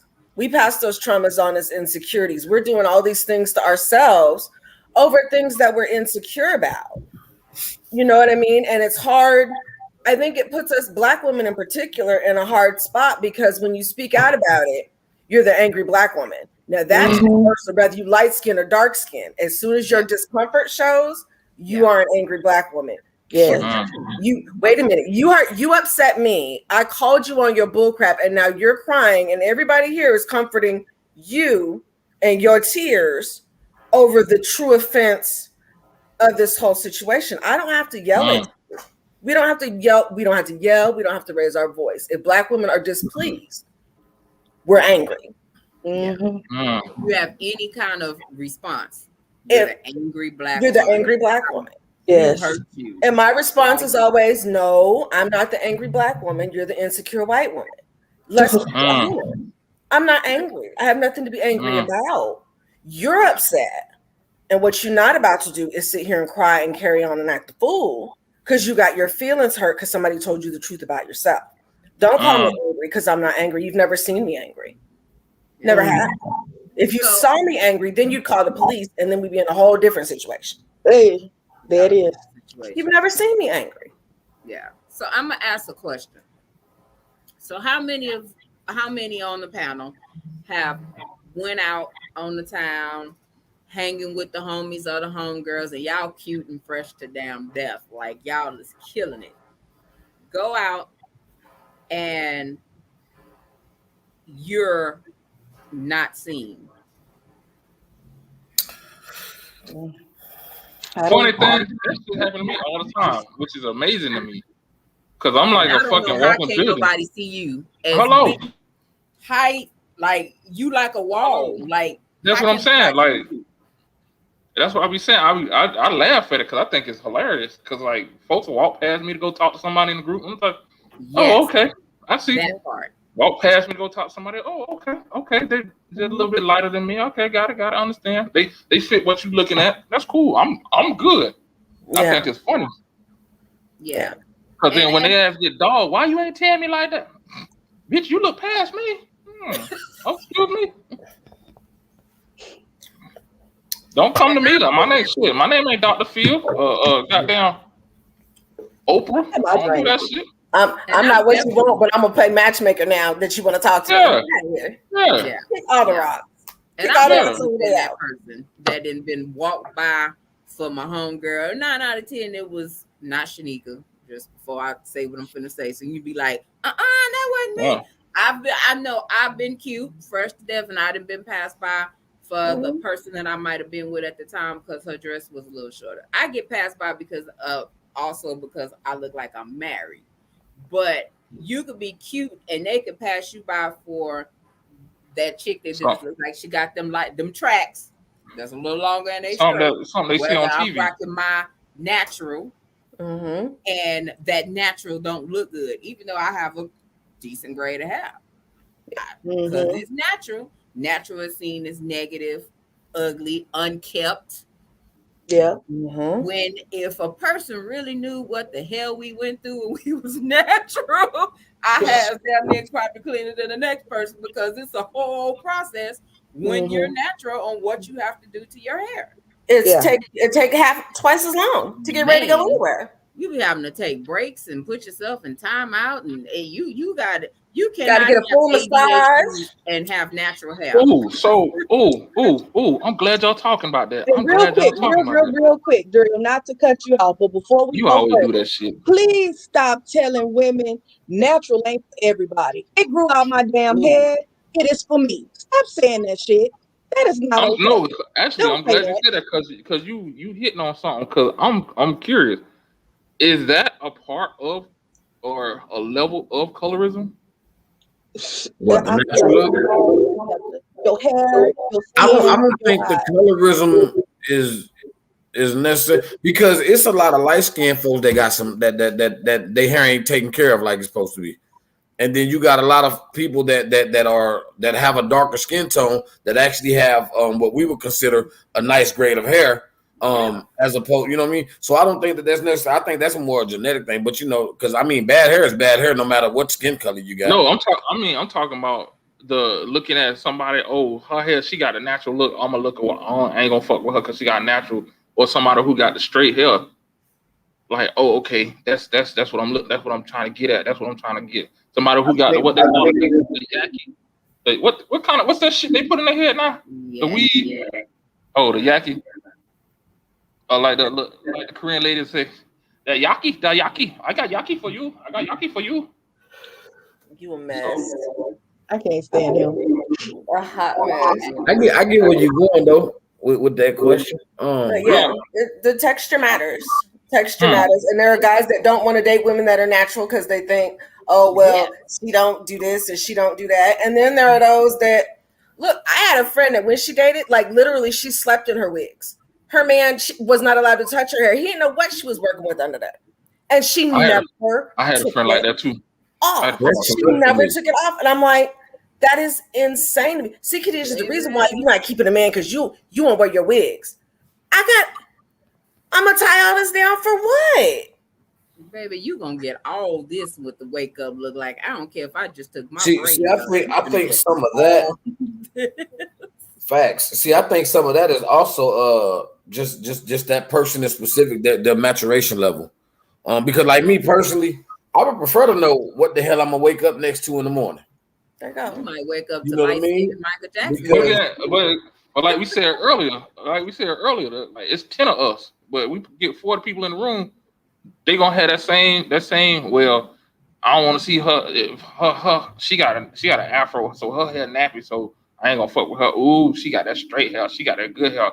No one got it, especially with a wig on. I'm like, how the fuck you know what kind of her hair is? yeah. That's like that thing that was going around when the guys was like, "Oh, take her swimming on the first date. You want to see what she look like? Da da da da. Take her swimming. What she look like with her makeup off? You know, you got those guys. Don't wear makeup. You're a natural beauty, and then they see the woman in the street with no makeup on and don't recognize her. Right. Hold on, wait, Paul, stop. We ain't gonna get on the makeup because I seen some motherfuckers without makeup. Them motherfuckers need to walk around at night. So, and that's just without makeup. I done seen some birds without makeup that look like him. Yeah, and that's in general. Like somebody put. No, but that's being real though. And see, and so it's kind of hard. They look like who? They look like him. No, they're hers with no makeup, and they natural element look like him. And it's like, wait a minute. Were they light skin or were they dark skin? It don't matter what skin they was. It was both. Hey, funny thing. One, what I know exactly. One, she didn't have on the makeup, and I walked past. She said, "You ain't gonna speak," and I was like, "I don't know you," and she got mad. She got mad. But she said, "I was a little girl, man. I had so much on my mind. I had to lie my ass off." Like I had so much on my mind. I was focused. But you do know that women do the extra to get y'all's attention. The eyelashes that look like they like this. No, I got a question. I have to ask this question. So who told women to start doing that? Because I don't think there's a man in America or the world. What's put in society and what y'all got at is that. That's what y'all. That's what gets y'all's attention. The big butt, the breast, this whole hour process for makeup where they got crap like this, and they looking like what's that? What was that dang? I ain't never asked a woman to put no lashes on to go nowhere with me. Man, say if that, and some, don't get me wrong, some women literally just don't have lashes. I get that. There are some situations where women are going through cancer situations or whatever, and they don't have lashes and may put them on, but these like this that's waving at you and jump out and attack you. Yeah, they gonna do that step up to get y'all's attention. So if the lashes don't work, they gonna get them big ones, and they around here can't see. For me personally, it's a nuisance. Here's my thing. I honestly don't think that's what's it's twofold for me. One, the media is telling y'all that's what we like because facts. No, that's what we see. Wait. Let me finish. Let me finish. Because that's what they feel that the media feel is beauty. No. Wait, hold on. Okay, listen, because you're shaking your head. God damn it. I can shake my head because technically you did cut me off, but I'm gonna let you make it. Go ahead. All right, then I'm gonna shut up then. But angry black woman. Yeah, angry black woman on aisle 4. Angry black woman on aisle 4. All security. What y'all not gonna do? My lightweight Pinks. What y'all not finna do is get up on my girl like that. It's about to be a real colorism problem up in here. Call Scott. No. I get what you're saying, Dario. It's society. You saying society, but we literally are watching y'all. Here's the other thing too. Y'all are not watching us. Y'all are not watching us. We are. Listen, That's why. Let me finish because I'm finna crack your skull because you just said it. Okay. You just said what I'm about to say. You're not watching us. You're watching your competition. Preach. You feel that. Listen. Go ahead, keep on. Security. You're watching your competition. You like you just said, we watch and see the women that are getting y'all attention, so we act like that. You're watching them. We don't give a fuck about them. I'm telling you, men, the women that we're seeing on TV, we're thinking one or two things. We either want to fuck them or we're like, what the fuck is wrong with them? That's it. Real talk. It's no relationship. And I guarantee you, the men that are looking at them, if you see who they date or something like that, does not look like that. If they do look like that, that's not the type of man you want. And I will agree to that. But again, like you said, we do see what y'all pick. That's just like when we had a topic before in the group, and all the men holler, "Oh, I don't want no woman that can't cook. If she can't do this, she can't do that." Think about all the men that got married in that period, and what they ended up with: a woman that can't cook, a woman that don't. That's just one, and he only. She can't boil water. She can't toast bread to save her life. That's it. So that was just married at. But that was just one. Well, 0.5. No, it wasn't. 0.5. Come on now. That wasn't what it was. If everybody that married in that period married somebody that couldn't cook, after I ain't marrying no woman that can't cook and she can't do this and she can't, and that's exactly what y'all married. So y'all say one thing and do the opposite. We not blind. Black women can see what you're attracted to. That's why there's such a big hype about all these women trying to fit that narrative and transform into what y'all like to get y'all's attention. Okay, I got a question. when that makeup and stuff come off, then y'all divorcing them and y'all looking dumb like should have picked you in the first place. Yeah, go ahead, bro. Go ahead. I got a question. So if you look at this whole eyelash wave, right? I can recall. I mean, that's what I consider. It's like a fad. Mm-hmm. I say that it's become more popular in the past. I say 4 or 5 years or so, right? Mm-hmm. I think I may be stretching a little long. I mean, everybody doing it now. Like everybody's doing it at the point where they're doing it every day. I'm not saying y'all in specific, but generally speaking, but a lot of women are. A lot of black women are. That literally part of their regular routine. Like it used to be, doing the eye stuff. I mean, the eyebrow stuff and the eyeliner. The lashes have now become a part of the daily routine. But and their eyeball gonna fall out. I'm 37, right? And in my entire 37 years of living, I have never looked at a woman and, oh my God, them eyelashes is gorgeous, and I got to have you. Facts. Not even if they peak, man. Like, girl, your eyelashes so now if you have not even if they peacock I'm gonna notice your eyes as opposed to the lashes. But that's the thing. If they blink like this, no, see, I'm gonna be like, what's wrong? You got something in your eye? You notice their eyes because the lashes is drawing the attention when they. No. I'm gonna wonder what's wrong with you. Did you miss your mans or something? What's going on? You got something in your eye. You know what I'm saying? Can you see me? Take the damn thing off. Your eyelid probably heavy as hell. What's going on? I laughed because I was working with somebody. And it was like her birthday weekend. So she went and got the whole little makeover, eyelashes and all. Now, the crazy crap was a week later, she couldn't get these goddamn eyelashes off. Oh, that's too much. Doing that, I don't know who put them mugs on. If they filled them with concrete, they used Gorilla Glue. She literally could not get them off. She used every method, and all it was sticking up was this little piece. So it was like this. So she really looked crazy because all she could get was this little piece. But it had been like Gorilla Glue. That was a Gorilla Glue commercial. It was something because she could not get them off. And then their eyes be getting irritated and red, and then you walking around like this because that one eyelash ain't right, but you won't take it off. Mm-hmm. Okay. All right, so back to the thing we're talking about colorism. It's because I'm seeing and listening and just talking and hearing everything and reading the comments and stuff.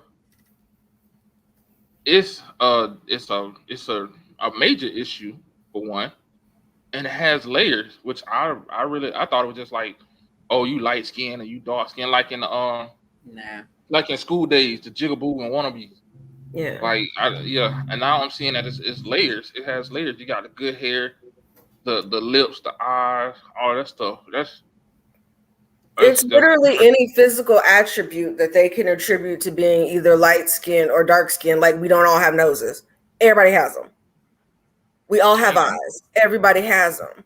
But again, you play into it's a play on the insecurities. So, like, I remember in middle school in Texas being surrounded at recess by a bunch of girls who wanted to fight me. What I did was I showed up. I wasn't from there. I wasn't dark skinned, and I didn't live where everybody else lived. And I spoke proper English. That part. Just proper English, not the King's English, not Old English, not King James English, just normal. I just spoke like I speak now. It's always been the same. But that right there, and also puberty had already started. So that was like the 4 things to get me. I was light. I wasn't from there. I didn't talk like everybody else talked. I didn't live where everybody else talked. And on top of that, I have the audacity to have titties. And it just, literally surrounded by I think it was 8 girls at recess. And they were literally taking dibs on who was going to swing first. Yeah. And what people don't realize, like what Ant was saying, don't let the light skin that you see that's bothered you so much blind you to the fact that I will whip your asses individually or collectively. It don't matter. What you're not going to do is jump me and I'm going to lay here. Wait for Master to come out and rescue me because I've never been that shit. Yeah. And no, I couldn't fight them all at the same time. I was able to get out of it. But what I was also able to do is catch the biggest one by herself and mollywop her ass, and then the rest of them left me alone. There you go. That's crazy. You know, Hey, but E. sometimes colorism is what you put out there. Like, it would be me coming in being like, I don't have to talk to you people. Ew, you dark skin. Ew, you're short. Ew, you this. That was never me. The things that were attributed to me because of being light skinned were attributed to me. You took what you thought and what you felt and what your experience was, and you projected all that onto me and wanted to beat me down. That had nothing to do with me. That part of colorism there had nothing to do with me. That was I think personal that's the other experience. part of colorism is there's layers, and you can participate or choose not to participate. Whether I wanted to participate or not, these people were mad because I was who I was. Yeah. There's nothing I can do about that. And I know that there are dark-skinned girls that have had that same experience. People want to come at you and come after you solely for the fact that you're a dark-skinned Black girl or Black boy. You don't choose to participate in colorism. You don't, but you can't stand up and be like, damn it, colorism is a myth and we're all the same. You're going to get your ass kicked anyway. You know what I mean? You don't have to perpetuate it, but you can't you can't go full stop on it as an individual either. So until more people are comfortable having the conversation, and when you hear somebody the same way when you hear somebody tell an off-color joke or somebody say something out of pocket and you're like, I know you didn't just say that out loud. We got to do that with ourselves and with our own people. When we around and they're like, oh, did y'all see that little light skin? That baby gonna be cute. You're gonna be light skinned like his daddy. Well, why would you say that? Why would you say that? That is so ugly. Because I see two light skinned ugly motherfuckers. But if we don't start stopping it, I just seen one down the street. The media is not going to stop it. We've already said that. Large crowds of us together aren't going to stop it. We've already said that.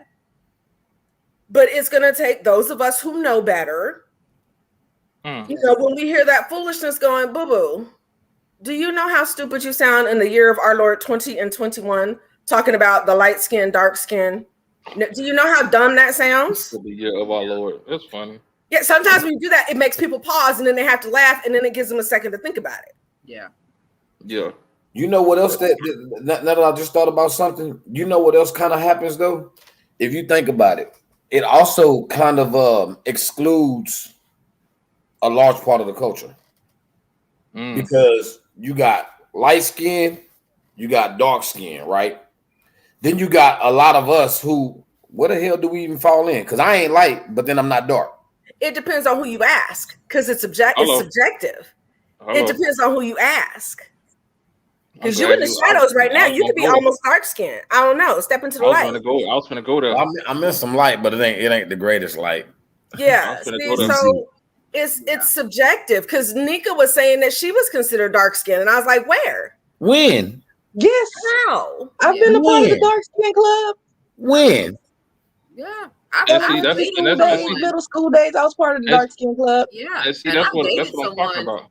It's in my adult life, and his mama told him that I wasn't Black enough. You wasn't Black enough, or that meant you weren't dark enough? Because that's like basically, yeah, I was too light. Damn. See, I've never dealt with that. You know what? Actually, I'm telling a story because now that you say that does. So I've had one person that kind of told me, and she was like, man, I really was feeling you. It's just you wasn't a light bright, and that was all that she was used to dating. And I was like, oh shit, that's your loss. Go out there with the light skins then. Don't let the doorknob hit you. Yeah, I mean, because I don't chase him, I'm gonna replace him. So okay.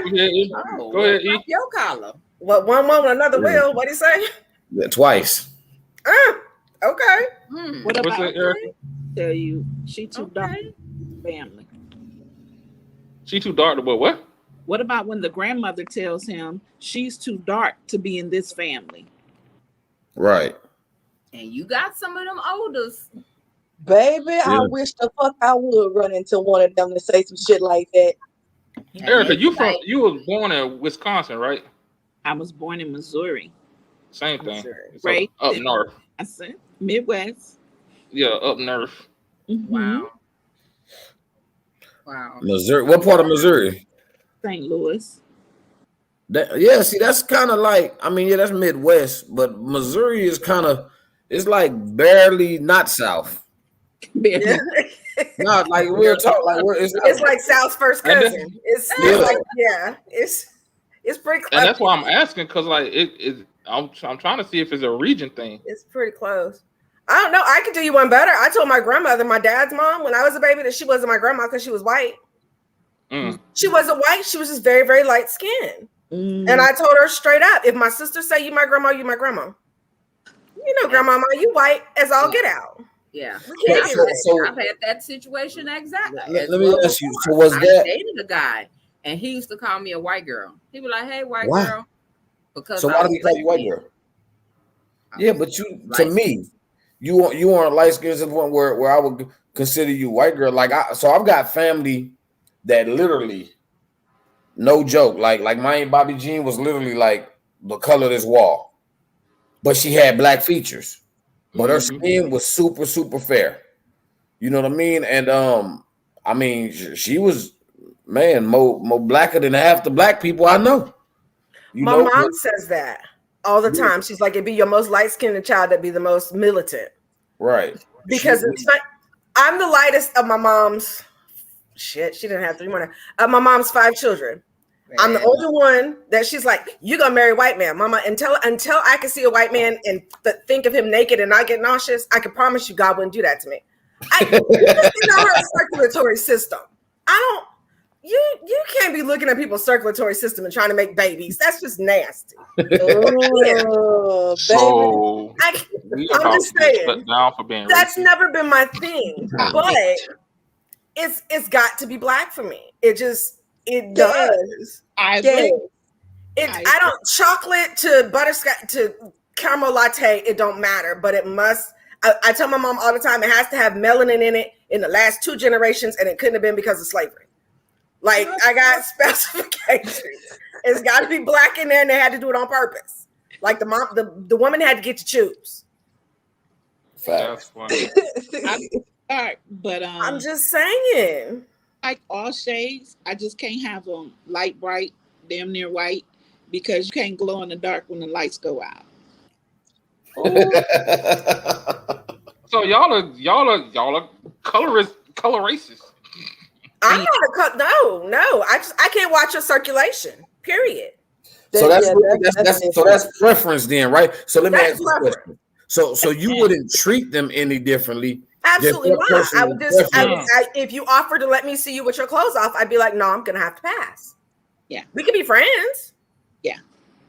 But you have to stay fully clothed at all times. I can see no. So I'll say this personally. I don't have per se a. Never mind, we're gonna leave that alone. That's a whole nother. Never mind. The next show. Yeah. It's funny because my daughter is very fair. When she was little, people used to be like, "Oh, your baby must be mixed." Yep, light brown. That's what you got. Another light brown. 2nd generation, light brown. But when she was a toddler, when you would go, you teach your baby the colors. That's brown. That's light brown. Whatever. She by herself, she's like, "Well, Papa is almond color." Papa's almond. I think my mom was pecan. I was caramel. She was caramel. We asked her what my nephew was, who is my sister's son. She's married to a light-skinned Hispanic dude. Like, I thought he was white.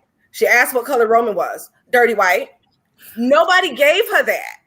She came with that all by herself. And my mom's forever. Yes, y'all light-skinned kids be the most. My younger sister, chocolate as she could be. My mama took her when she was like 4 to a beauty shop to get her hair done. Nothing but black women. This child flipped the hell out. You'd have thought we took her to see Chucky and Jeffrey Dahmer. Like freaked out, flipped out. Military family. We went to a church that was predominantly white. That's what she was more comfortable around. My mama took her around all them black ladies, and my little sister about lost her mind. Meanwhile, my baby, I take her up in there. Oh, hey. Mind you, she don't smile at nobody. Dimples for days. She still don't want nobody to touch her. But she was at home. She was comfortable. She wasn't comfortable in high school in a mostly white setting. I took her out. Now she wants to go to an HBCU. I'm like, you don't know what you're going to get. That's why I say you got to pour into your kids. Don't feed your kids your insecurities. Let your kids be who they are. You tell them they're beautiful, brilliant, whatever it is, whatever their strengths are, you play into those. You know, you leave all the colorist bullcrap alone. You leave all the stereotypical bullcrap alone. Anything that's going to stop her from being whoever it is that God intended for her to be and therefore entrusted her into my care, none of that other stuff is any of my business. My business is making sure that she's brought up, she's secure in who she is as a woman. She's secure in who she is as a Black woman. She's secure in who she is as a child of God. Everything else is extra. I can't control what nobody outside of my house tells her. Mm-hmm. I can't control what they make her feel like. I can't control whether they hurt her feelings or not. What I can do is make it to where she knows she can come and talk to me about anything, and I don't have to worry about her going out and getting butt injections or, you know, getting her eyes tattooed blue to meet some stereotypical beauty that even our Black men don't acknowledge that they have a preference for. Like, we as Black women are killing ourselves to get these looks that our Black men won't even acknowledge that they like. Like, what is that? What does that say? Yeah, that's not. The reason I was shaking my head when we were talking about that earlier, about us doing the fake lashes and all that, because that's what our men like. I think the perception of that is true, but I think a lot of that, again, stems from our own insecurities internally. I hate my eyelashes. I don't think I have enough eyelashes. I think my eyelashes are too sparse. I know that I have small eyes. I think a little bit of lashes probably wouldn't hurt a girl. But what I also know is I don't have the time or the desire or the dexterity or the vision, honestly, to put them hoes on, let alone put my eye out trying to put them on. And I think for the makeup topic, my dad always taught me, even growing up, makeup is for ugly women. That's what it was made for. He said, if you want to wear it, like everybody in my family, we do wear it. Not to say we don't, but like I taught my daughter, it's to accentuate. You want your eyes a little extra pop of color. You want to even out your skin tone. We're not becoming somebody else because we're who we are. We're smoothing it out. We're evening it out. We're maybe bringing some attention to something you might not have seen on its own. But I can assure you, the cheekbones I got right here, I'm not all that, if we're being honest, all that contouring and all that heavy stuff, if we're being truthful, that's from Black women watching drag queens. I'm just saying. That's not natural. Wait a minute. It never happened before.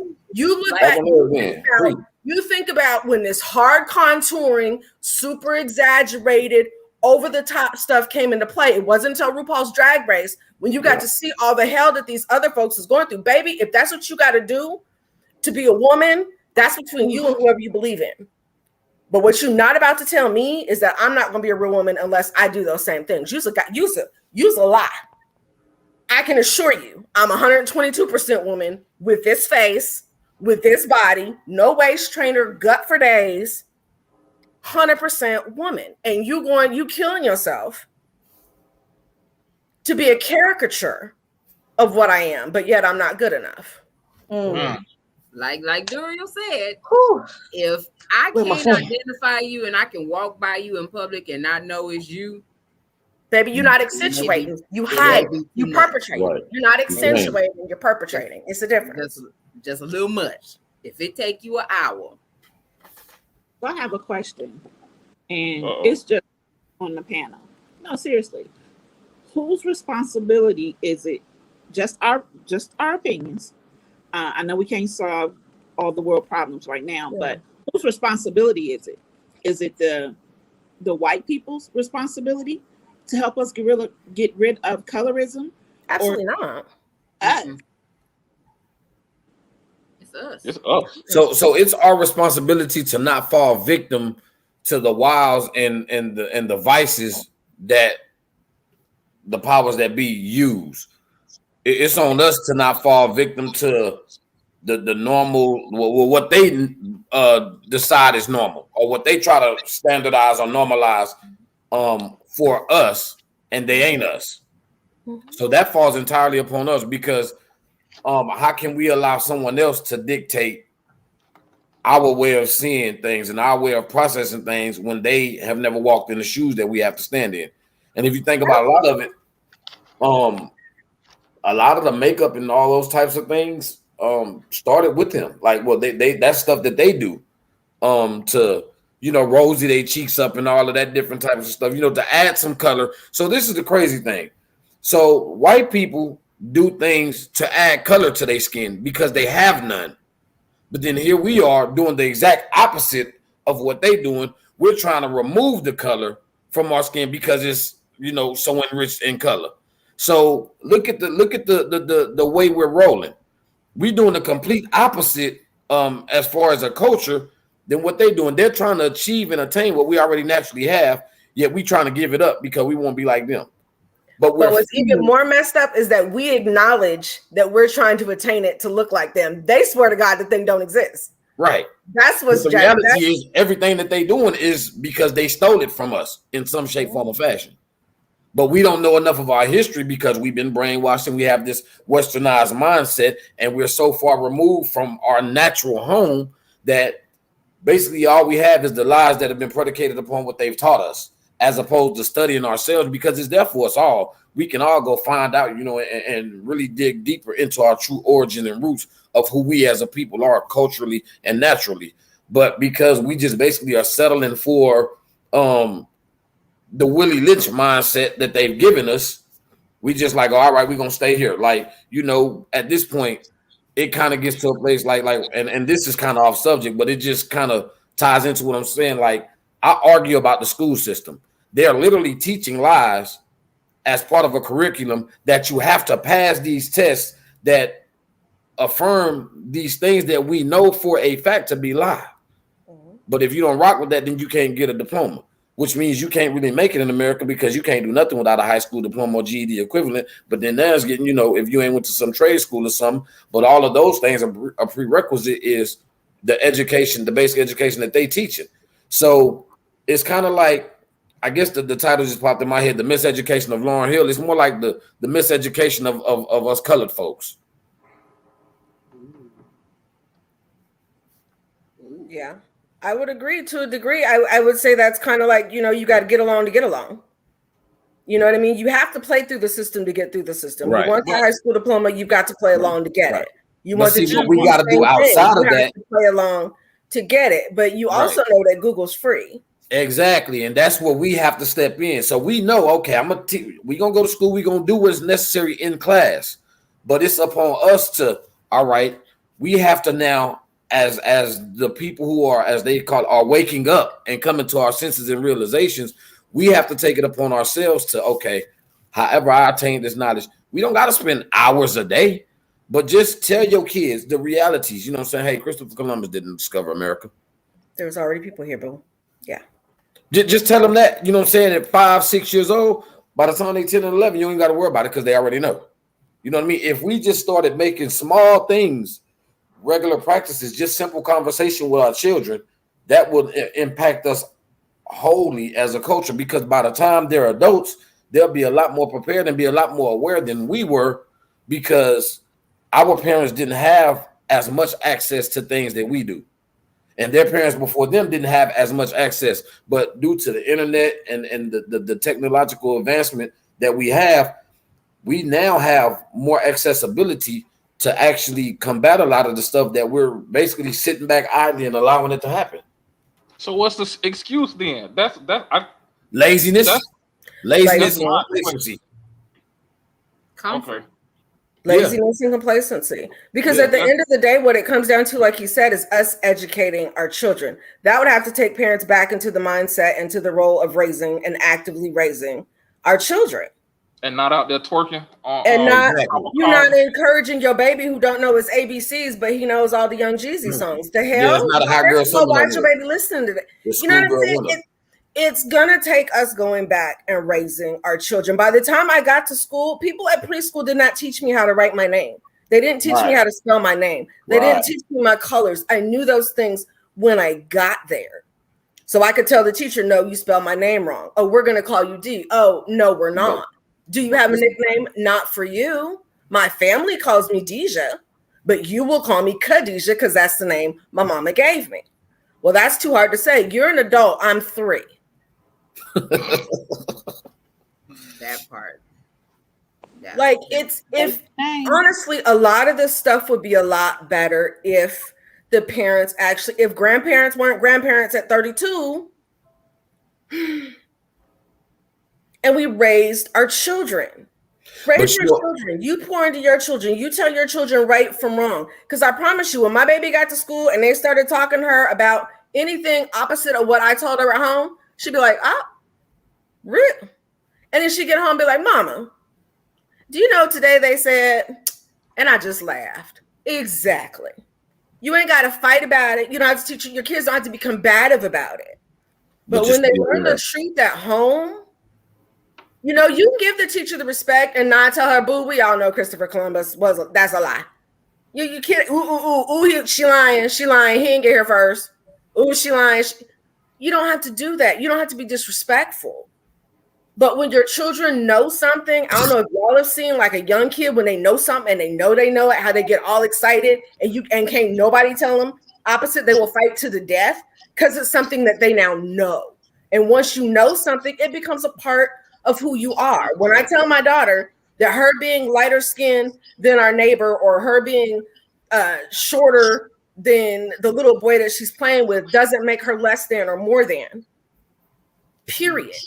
If my child comes to me and say, I want this because so-and-so has it, the answer from me, as mom, is automatically no.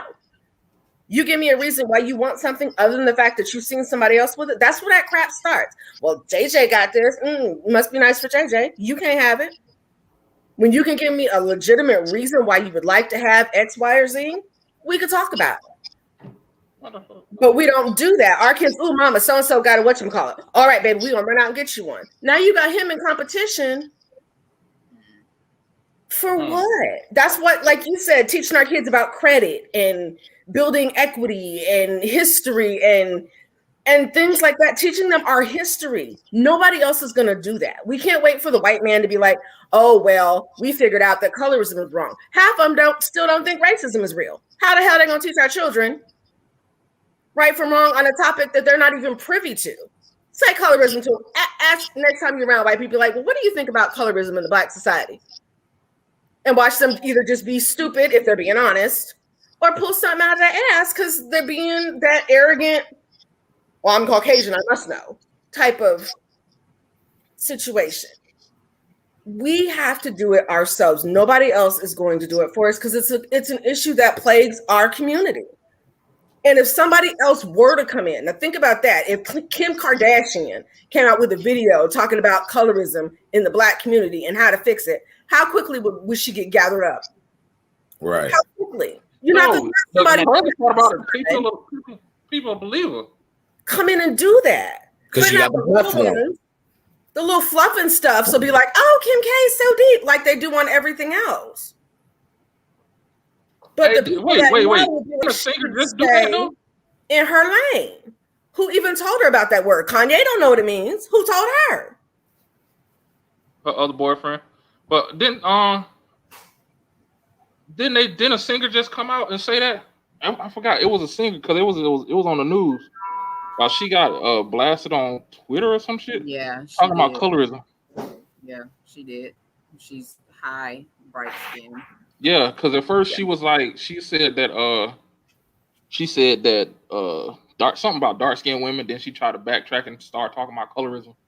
It was interesting. Yeah. Whew. Definitely. Well, yeah, it's back to FUBU, for us, by us. If we want to fix our stuff, we have to fix it.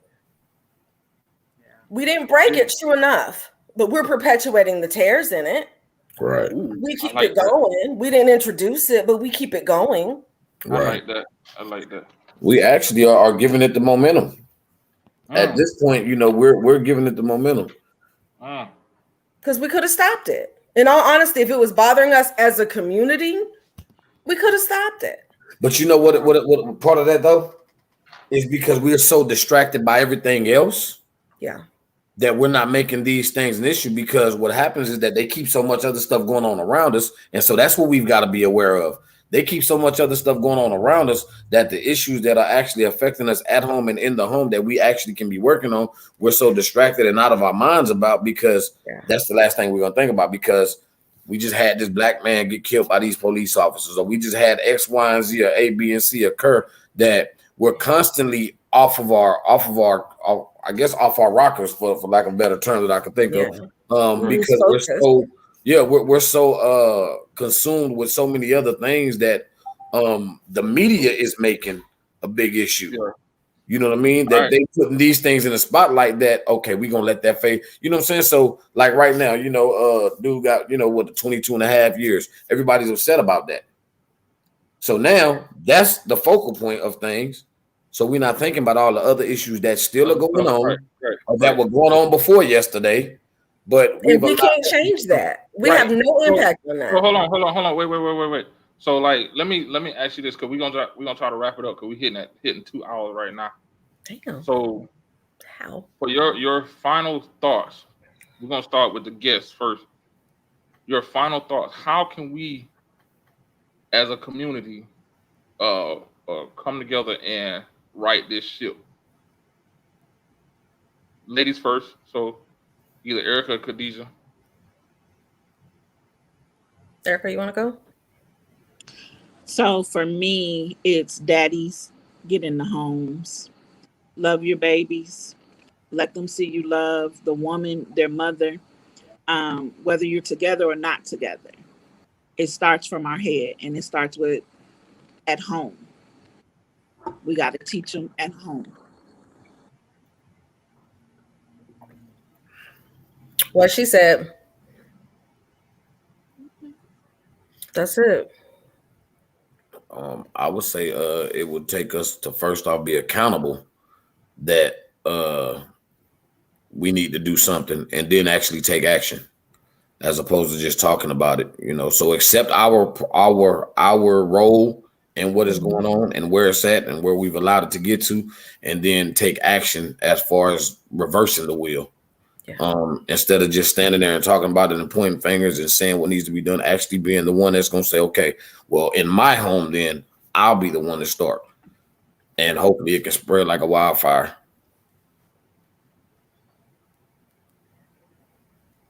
Yep. Neeks, you got anything? I think they pretty much summed it up, but I feel like acknowledgement that it is a thing, that people do it. And then from there, be aware of how these type of things affect children, teenagers, young adults, and adults, how it just carries on. So we need to stop it somewhere so we don't have these insecurities to feel like this man isn't going to want me because I don't look this way, or this woman, isn't going to want me because of how I look as well, or I'm not going to be able to get this job because I'm a dark-skinned man, or whatever it may be. Like, do not limit them by bringing that bullshit in the home where they hear it from the people who are supposed to encourage them and uplift them. And I noticed that even though, like, when they're teenagers, mom, dad, y'all have to say that. Family has to say it. We still have to instill and drill it in them to where they're secure enough to when they get out there, they're like, whatever you talking about, it don't matter because I know who I am, and go from there. We got to just drill it in them every day. Every day. DW? Oh, y'all was muted. My bad. I was talking too. I was getting it in. First and foremost, like I always do every week, talk about a historical black college. This week I got on a loose shirt. First of all, it's flapping in the wind. Can y'all see? Congratulations. Next, we got something that fits. Whoop whoop. All right, I digress. All right, now. Next, we're talking about Xavier University of New Orleans, and a fun fact of this is the only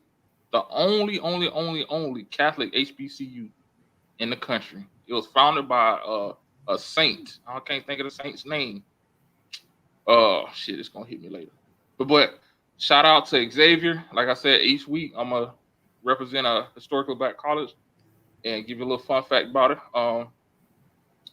Because that's who made me. So, but to my point, it's like we gotta stop the madness. We always say it every week. We gotta stop the madness. Like we said, FUBU, for us, by us. We gotta be about us. Gotta be about us. Like we're the second largest majority in the country.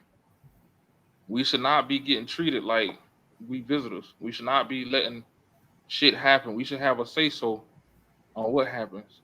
But we have to start it with us. If we can't get along, hey, divide and conquer is real. And like the Willie Lynch letter says it, and I keep going back to it because it's hit on so much stuff. It hits on so much stuff. The old against the young, the mother against the father, the daughter against the mother, son against the father, the dog against the light. They said, and it's crazy how truthful it is. They say keep the body strong, but the mind weak. And we playing right into that shit. It's like we keep saying there's a lot of information out there, but we're not using that to educate ourselves. And I'm gonna talk about those woke folks. They're part of the issue. Just because somebody don't agree with your thought process doesn't make them your enemy, especially if they look like you. They don't make them your enemy. You should be able to agree to disagree, but continue to fight. That's all I got. Well, on that note, I mean, everybody kind of summed up basically what I probably would have said, but at the same time, I think we have to stop being comfortable. I think in a lot of situations that affect us as Black people, we have gotten comfortable, or you just don't want to, as they would say, shake the table. And you don't have to be loud, you don't have to be belligerent, you don't have to start a riot. You could say something simple just to let them know where you stand. And I think in a lot of situations we're scared of, stepping across that line and saying where we stand. Just as Khadijah said when she started school, they didn't want to respect and call her Khadijah. They wanted to make it short. No, that correction, just as simple as saying, no, my name is such and such. You will not call me anything less than that, is stepping across that line and getting the point across, because we're opening our mouth. And sometimes we just have to open our mouth, and we don't have to be loud. We don't have to be violent. Sometimes open your mouth and step out the comfort zone. So to everyone tonight, I thank all of my guests tonight. Y'all rock. I thank you to everyone, everybody that was in the comments, everybody that supports this podcast. I love and appreciate y'all 110%. Next week, stay tuned with us. We will be doing step parents next week. So we have who that is, my baby daddy. Who that is, y'all remember that song? Stepdaddy. That's my baby daddy. Yeah, so we have some very interesting guests on that will be on next week to talk. And of course, some of us, including myself, have had experience with step parents or being a step parent themselves. So definitely check us out next week. I think it will be a great and interesting topic. Some good little bits with some bad. And I got some screenshots for some places of people talking about their stepchildren, which probably will mess y'all up in a way, unless you're one of those people. You just being messy. So stay tuned next week. Same bet. Don't hurt him. Same bat channel. Thank y'all for tuning in and supporting us as always. And we will definitely see you on next week. I mean, we were just sitting back, chopping it up, reminiscing about the good old days and all that. Tracking my roots, where I came from.